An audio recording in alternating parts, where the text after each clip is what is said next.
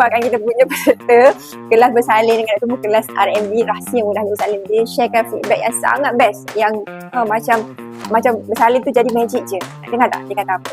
Ini daripada Puan Syafinas.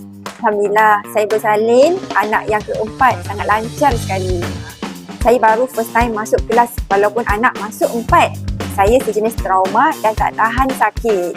First time saya dengar amalan untuk mudah bersalin, amalkan ayat Dr. Mu ajar. First time saya belajar apa yang Dr. Mu ajar tu.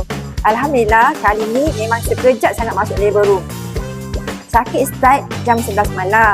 Saya dah sampai hospital dan terus masuk labor room. Rupanya bukaan dah 4 cm. Masya Allah. Tak sempat nak request epidural. Sebab hari tu dalam kelas, Puan Syafinas beria sangat nak epidural, dia kata. Saya bersalin jam 6.48 pagi.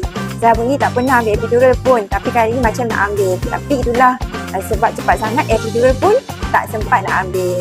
Tapi doktor pun tak suggest saya ambil sebab epidural tak boleh panjangkan proses labor. Dan kali ini untuk pertama kalinya bersalin natural tanpa induce.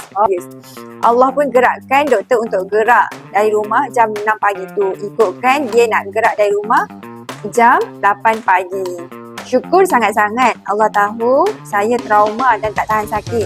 Sekejap sangat. Semuanya dalam 2 jam plus.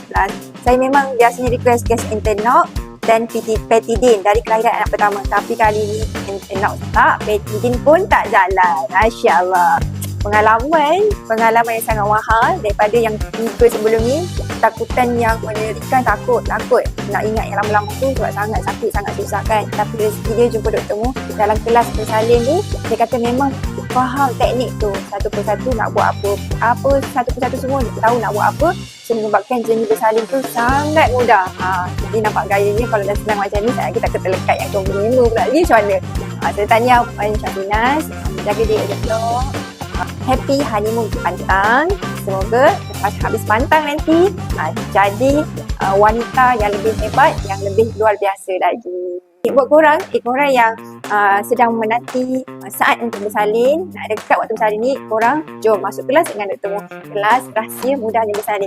Macam mana kita nak bersalin dengan semudah-mudahnya, paling mudah dalam dunia, insyaAllah. Okay, so korang berdaftar sekarang dekat link di bio ataupun beg biru di bawah. 10 orang terawal korang dapat harga RM99 je hari ni. Kelas best. Kita jumpa. Jumpa Dr. Mu dalam kelas.